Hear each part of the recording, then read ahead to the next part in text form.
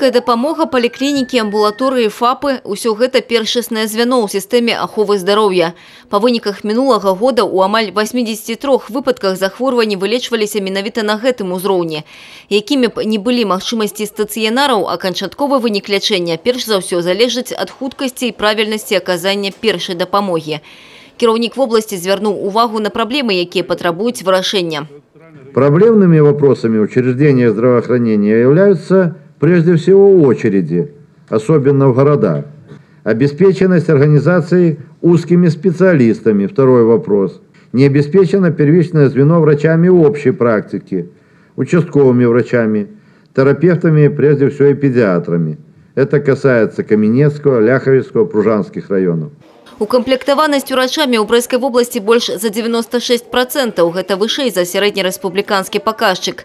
Сёлета ў рэгіён прыбылі каля 400 маладых спецыялістаў. Аднак у той жа час сярод медыкаў больш за 1300 людзі пенсійнага ўзросту. У любы момант яны могуць пайсці на адпачынак. Звярнуў увагу старшыня аблвыканкама і на неабходнасць павышэння даступнасці дыягнастычных паслуг. В том числе и в районных центрах и в агрогородках.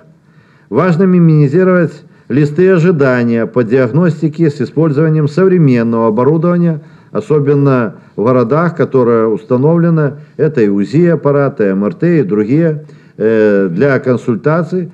Оно сегодня востребовано, но, к сожалению, не всегда можно туда попасть по желанию, а приходится очень долго ждать.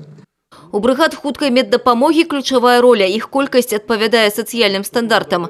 А стан аўтатранспарту далёка не ўсюды.